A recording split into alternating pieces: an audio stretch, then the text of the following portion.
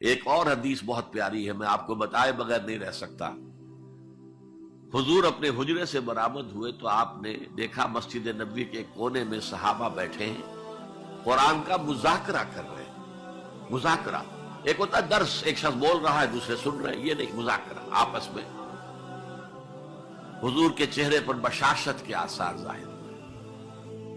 آپ چل کر آئے، آپ نے ایک سوال کیا عجیب، کہ آپ لوگ اس کی گواہی نہیں دیتے کہ اللہ کے سوا کوئی معبود نہیں اور میں اللہ کا رسول ہوں اور یہ قرآن اللہ کے پاس سے آیا ہے؟ جواب کیا تھا؟ بلا یا رسول اللہ، بلا یا رسول اللہ، بلا یا رسول اللہ۔ اللہ کے رسول کیوں نہیں، ہم گواہی دیتے ہیں۔ اب فرمایا جس کے لیے میں نے یہ حدیث سنائی، فاستبشروا، خوشیاں مناؤ، جیسے ہم نے دوسرا جو تھا سورہ یونس کی آیات، فبذالک فلیفرحوا، خوشیاں مناؤ، جشن مناؤ اس قرآن پر۔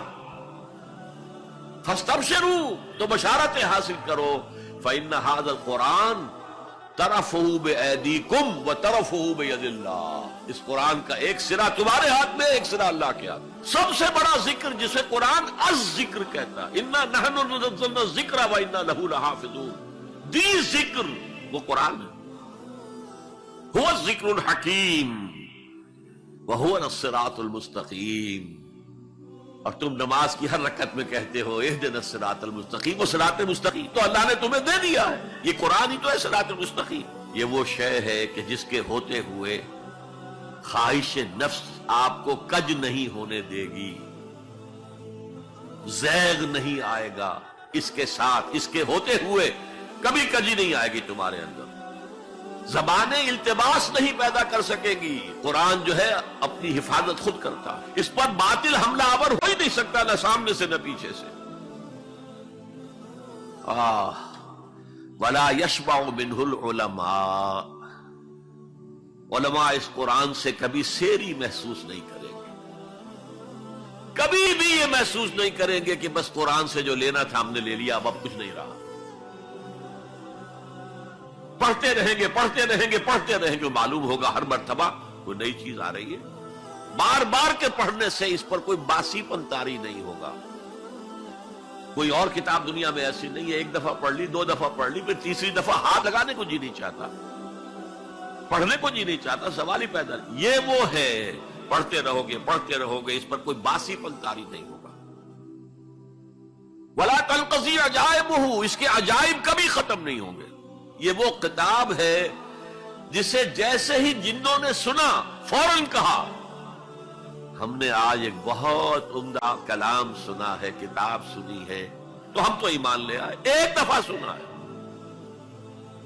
اور وہ داعی بن کر چلے گئے۔ یا قومنا اجیبوا داعی اللہ، اے ہماری قوم کے لوگوں اس اللہ کی طرف پکارنے والے کی آواز پر لبیک کہو۔ اب چار جملے جو آئے ہیں وہ اس حدیث کے اندر جو اہم ترین چیز ہے وہ ہے من قال بہ صدق، جس نے کوئی بات اس قرآن کی بنیاد پر کہی اس نے سچ کہا۔ ومن عمل بہ اجر، جس نے اس پر عمل کیا اس کا اجر محفوظ۔ ومن حکم بہ عدل، اور جس نے اس کی بنیاد پر کوئی فیصلہ کیا اس نے عدل کیا۔